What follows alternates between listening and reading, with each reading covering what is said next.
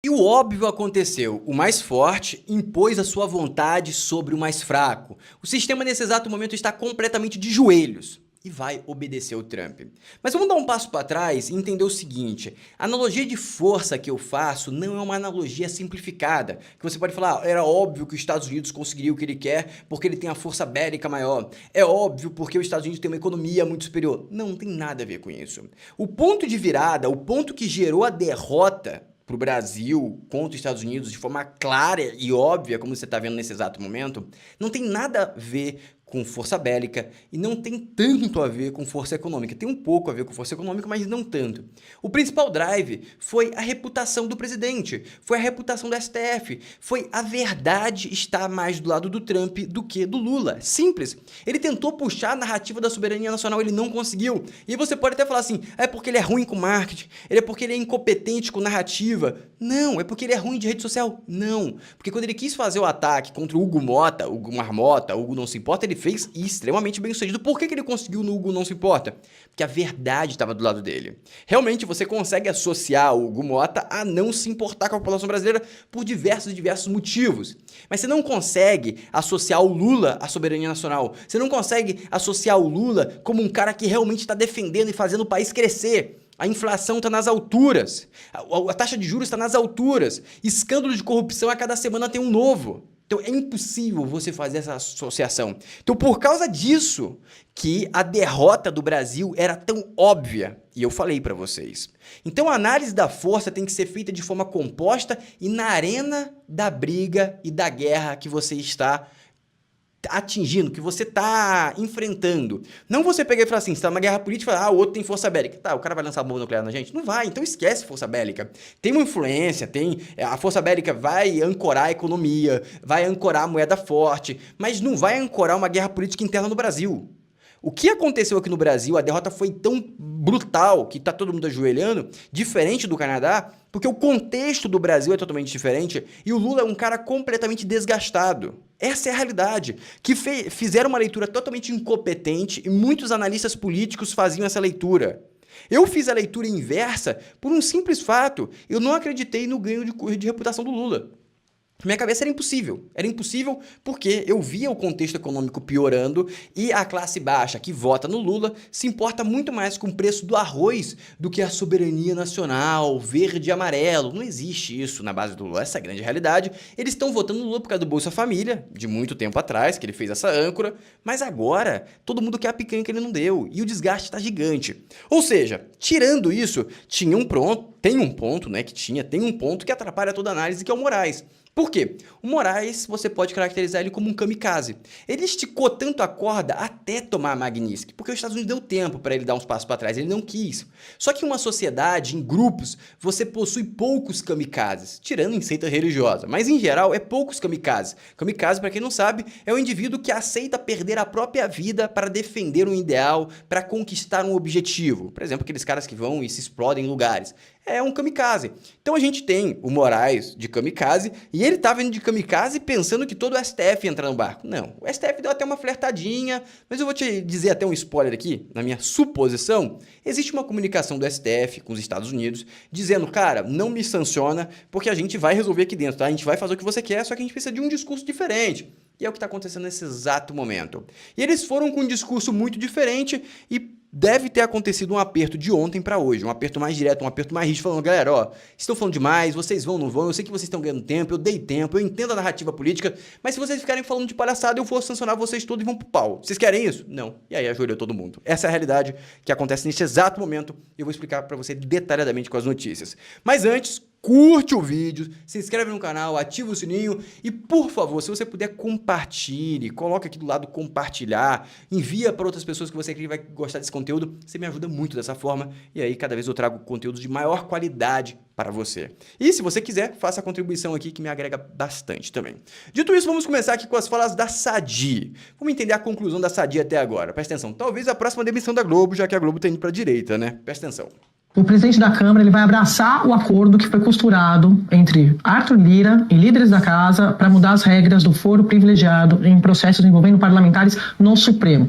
Esse ponto faz parte daquele pacote que foi discutido na sala do Lira, na noite de quarta-feira, sem a presença do Hugo Mota, com líderes ali de pelo menos 4 partidos, para conseguir destravar, desocupar o plenário da casa.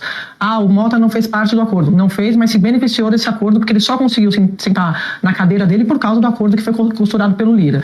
Conversando ainda na noite de quarta-feira com o parlamentar... O Hugo Mota fez parte do acordo sim, o Hugo Mota estava na mesa quando estava acontecendo o acordo, mas ele não fez parte do acordo. Depois ele pegou e falou que não ia pautar e tal para tentar melhorar a relação com o STF, e no dia seguinte ele mudou. Você mudar um discurso no dia seguinte não é estratégico. Você fala o discurso, ele já sabia que ele ia ter que mudar o discurso, só que ele pensou, vou ter 1 semana, 2 semanas. Aconteceu alguma coisa em 24 horas que ele teve que mudar imediatamente. É esse o ponto que eu vou explorar nesse vídeo. O que aconteceu nessas 24 horas? Que nas últimas 48 horas, teve 24 horas desse negócio, nas últimas 48 horas todo mundo mudou de posição e ajoelhou. Todo mundo. Que estavam lá esperando para ver como é que ia desenrolar o dia, eu dizia, mas o Hugo Mota tá sabendo disso? Não tá sabendo, mas vai ter que abraçar pelo menos alguns pontos, porque senão ele não consegue retomar os trabalhos. E aí não tô falando nem de ocupar a cadeira, tô falando de conseguir dar seguimento ali às pautas da Câmara dos Deputados. Então, importante, ele só voltou a sentar na sua cadeira porque ficou ali combinado que essas pautas teriam avanço a partir da semana que vem. Esse é o primeiro ponto. O que seria essa discussão? Você tira processos envolvendo foro privilegiado, é uma prerrogativa dos parlamentares, como a gente sabe. Hoje, esses casos... Pelo que eu entendi, ele estava na sala, mas ela falou que ele não estava na sala. Mas a gente pode fazer uma segunda análise. Quem manda no Hugo Mota estava na sala. E tem uma terceira análise. O Hugo Mota é o cara que é mais beneficiado com isso, né? Porque ele é o cara que mais tem rabo preso e toda hora sai um escândalo dele. Logo, ele com certeza iria topar. Mas pelo que eu entendi, na reunião de líderes, o Mota estava presente. Eu não entendi porque ela falou que ele não sabia. Como assim ele não sabia se ele estava na sala? São julgados pelo Supremo. O que os parlamentares querem? Que saia das mãos dos ministros da Corte e passe para instâncias inferiores. Um pouco antes de começar o jornal hoje, recebi uma ligação de uma fonte do Judiciário que me disse que agora a negociação, porque eles estão com medo que isso seja não só declarado inconstitucional, quando bater recurso no Supremo, como temem que não tenha apoio da maioria ali para aprovar, que esse acordo pode passar agora saindo das mãos do Supremo para o STJ, ou seja, para o Superior Tribunal de Justiça. O fato é que eles querem sair das mãos do Supremo. O presidente da Câmara, ele vai abraçar... Você entendeu? O que está acontecendo é o seguinte, qual que é o movimento que está acontecendo nesse exato momento? Existe um fluxo, tá? Vamos supor que o Trump jogou uma bolinha.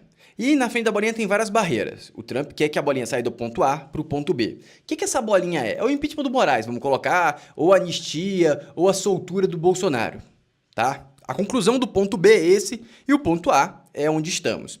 Ele soltou a bolinha. Toda barreira que a bolinha para, ele fala, eu vou ter que tirar essa barreira na martelada. Você vai sair barreira ou não?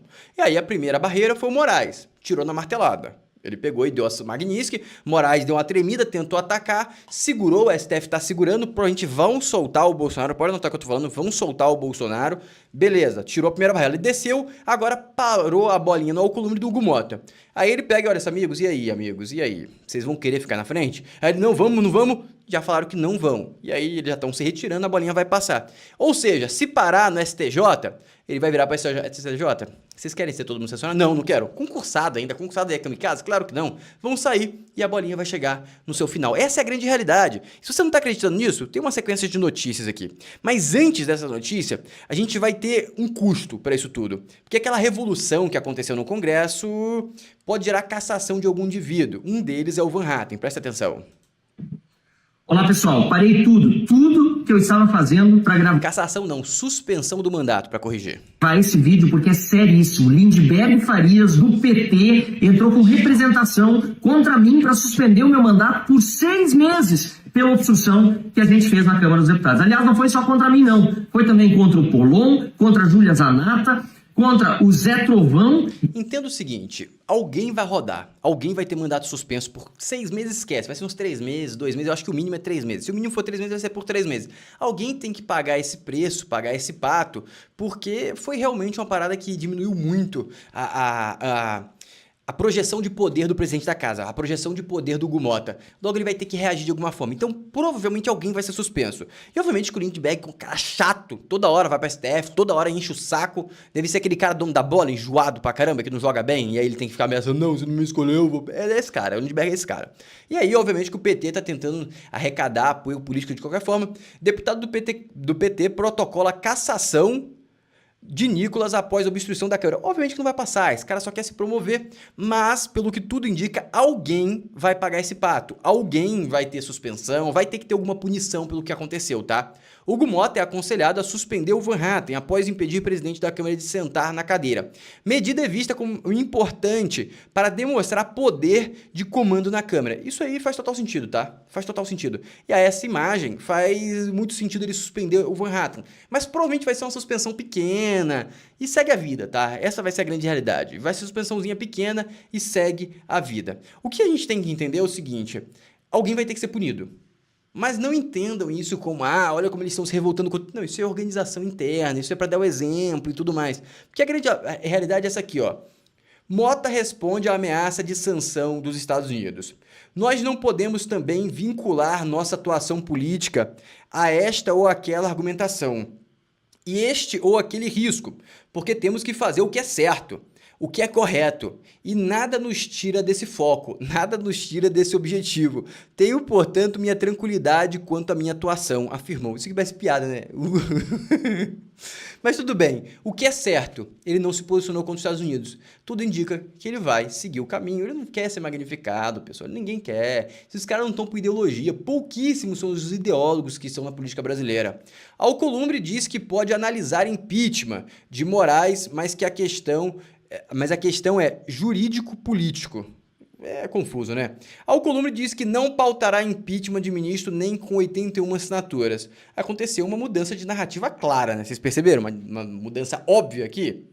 Ficaram de joelhos, amigo. O sistema inteiro ficando de joelho, olha só. Davi Alcolumbre diz a Globo News, que vai analisar com seriedade os pedidos de impeachment contra o Alexandre de Moraes. Em matéria do G1, que eu tenho até matéria aqui, eu acho que é melhor ler pela matéria. Tá aqui, ó. Impeachment de Moraes, vamos lá, o que ele falou aqui, ó. O presidente do Senado, Davi Alcolumbre, falou com exclusividade ao blog sobre a cobrança que vem recebendo de parlamentares bolsonaristas para pautar o impeachment do ministro do Supremo Tribunal Federal, Alexandre de Moraes. Segundo Alcolumbre, a decisão cabe a ele, no exercício de suas prerrogativas constitucionais. Nessa semana, os senadores ocuparam a mesa diretora, mas acabaram desocupando depois de 47 horas. Beleza, não estamos diante de uma questão meramente numérica, mas de uma avaliação jurídico-política que envolve justa causa, prova, adequação legal e viabilidade. A decisão cabe ao presidente do Senado em exercício e suas prerrogativas constitucionais.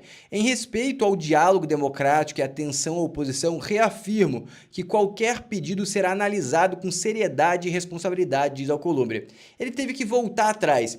Isso aqui quer dizer que ele vai pautar? Não. Isso quer dizer que ele está ganhando tempo, mas ele está ganhando tempo em direção de pautar, acenando que vai pautar. Por quê? Ele sabe que se ele der uma paulada no chão e falar não vou pautar de forma alguma, acelera Magnitsky. Ele está ganhando tempo para ver se ele consegue fugir por alguma janela. Não tem janela para fugir. O tempo vai passar, a pressão vai aumentar e ele vai ter que tomar decisão. Vou ser magnificado ou vou pautar.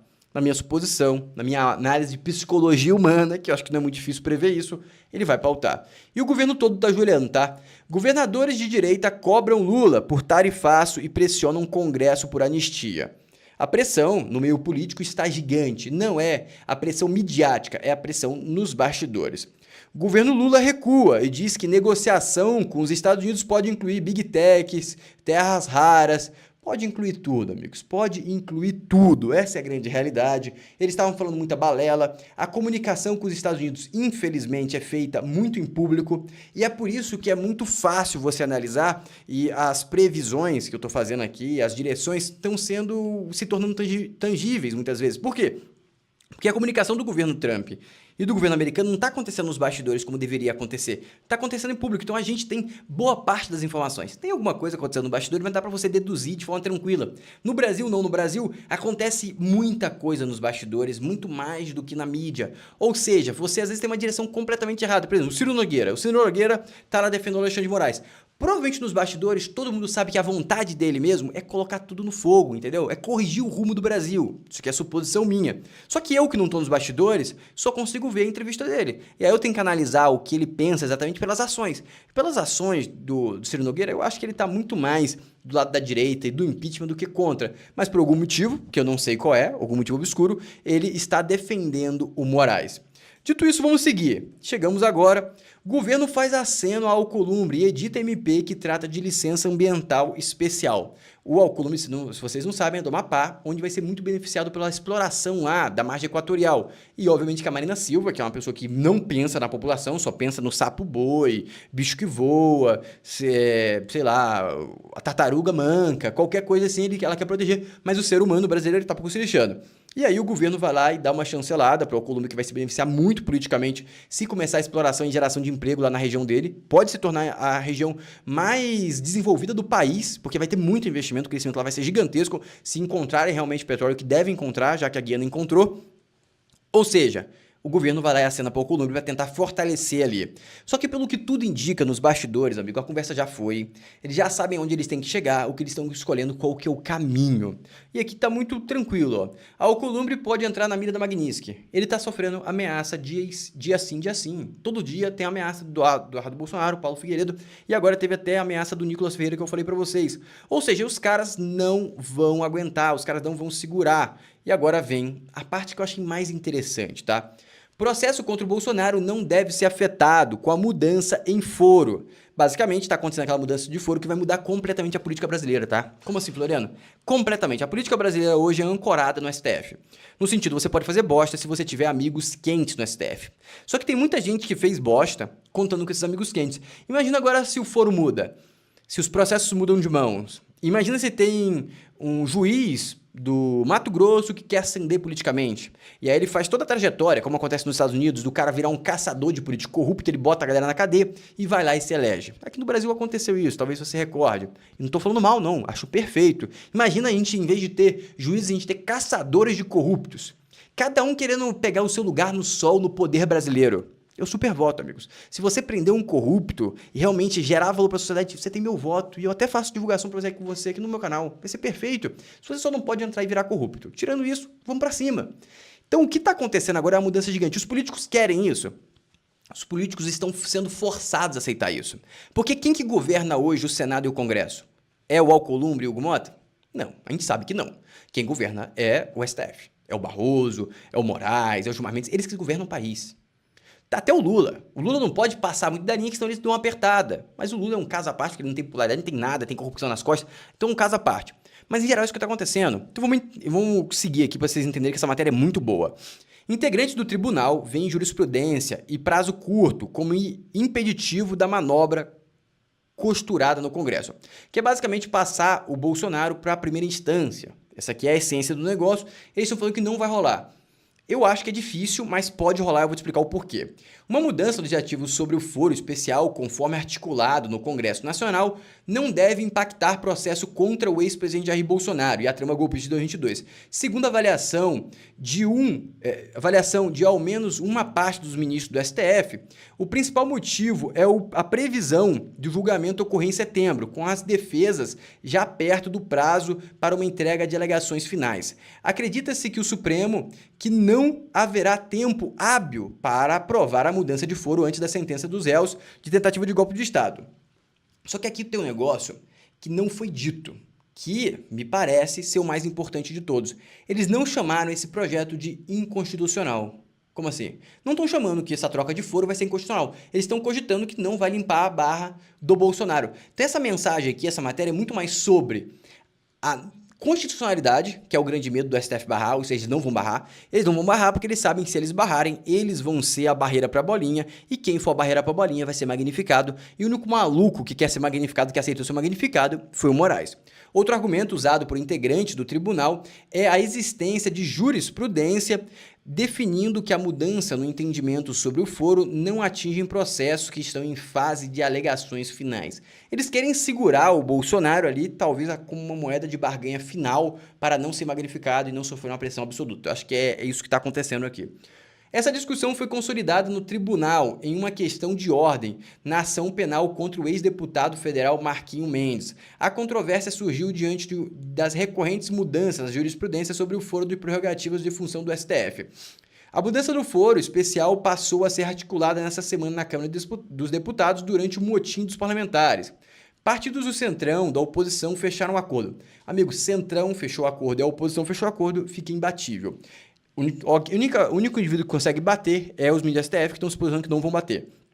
A ideia é proibir a investigação contra os deputados e senadores enquanto não houver aval prévio do Congresso, estabelecer 3 graus de julgamentos para os processos contra congressistas retirados do caso do TSE, do STF, com o objetivo de evitar que os políticos pudessem forçar o deslocamento de seus processos para instâncias inferiores, saindo cargos às vésperas do julgamento. O Supremo decidiu que a nova regra não se aplicaram às ações penais em fase final. Ou seja, os rabos que eles têm na mão, eles vão continuar, o que pode explicar a aceleração dos processos do Hugo Mota, para chegar em fase final e ele não poder pular desse barco, eles continuarem mantendo um controle. A PGR tenta confirmar essa jurisprudência no Supremo na terça-feira. O procurador Paulo Gonet entrou com um recurso pedindo que os processos penais já em fase de alegações finais sejam mantidos no tribunal de origem. Estão fazendo isso para ter alguma moeda de troca caso a situação aperte. E aqui tem a avaliação de um professor de Direito Penal Processual pela USP, Gustavo Badaró, entende que a jurisprudência sobre a não movimentação dos processos em alegações finais não se enquadra no caso Bolsonaro. Essa jurisprudência é para quando a pessoa estava no cargo e deixa o cargo. Quando o processo já está em alegações finais, se houver uma mudança constitucional, a situação é outra, diz.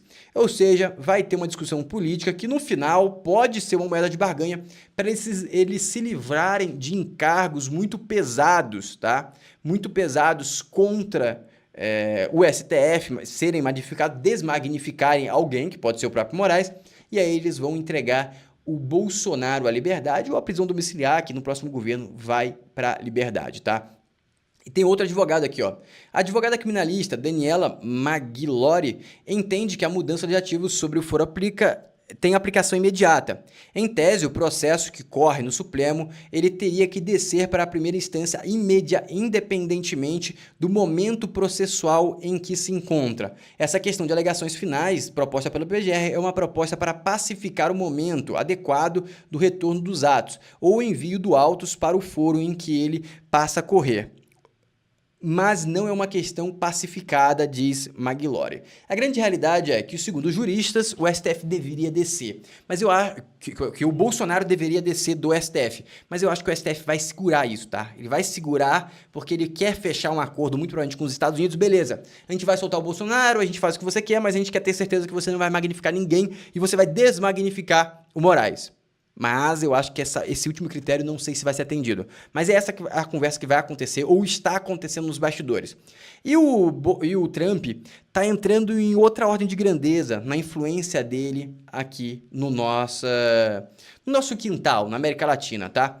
Trump autoriza o exército a atacar cartéis de drogas na América Latina. O que é isso que está acontecendo? Eu vou fazer até um vídeo sobre isso aqui. O Trump está dando viabilidade econômica para um ataque ao Maduro. Ele vai liquidar o Maduro, ele vai libertar a Venezuela. No governo dele isso vai acontecer, pode anotar o que eu vou falar, que eu tô falando, e eu vou fazer um vídeo só sobre isso. Isso só vai acontecer porque o nosso caro presidente é muito fraco. Se ele fosse um cara mais forte, ele poderia influenciar negativamente, mas a realidade é que ele é um cara muito fraco e ele está perdendo o poder e a expansão, a projeção de poder que o Brasil, estando na América Latina, sendo a maior economia da América Latina, teria. E aqui vem o seguinte, ó. Defesa de Bolsonaro recorre contra a prisão domiciliar e pede decisão colegiada do STF. No colégio, no STF, tudo indica que o Bolsonaro será libertado. Se não for, o único caminho que os Estados Unidos vai poder seguir é magnificar todo mundo que votar contra a soltura do Bolsonaro. E se isso não acontecer, é porque já tem um acordo formatado que vai descer o Bolsonaro para foro normal, e nesse foro normal ele vai ser liberado, ele só vai continuar inelegível. De resto, ele vai estar livre, leve e solto. E podem me cobrar no futuro, tá? Pode ser que aconteça alguma coisa, o Trump, por exemplo, pode falecer e aí muda todo o cenário. Mas pelas peças que estão no tabuleiro agora, que eu acho que não vai ter grandes mudanças no curto prazo, e tudo isso vai acontecer no prazo de 1 ou 2 meses, eu acho que esse é o caminho que vai seguir, só que não vai ser imediato, vocês são muito ansiosos, não vai ser imediato, vai ser um processo. E talvez possam preservar a cabeça do Moraes. Acho difícil, mas pode ser que sim, porque se tudo ficar acordado, o Moraes pode simplesmente se tornar uma figura menos exponencial no STF, ou seja, se comunicar, pegar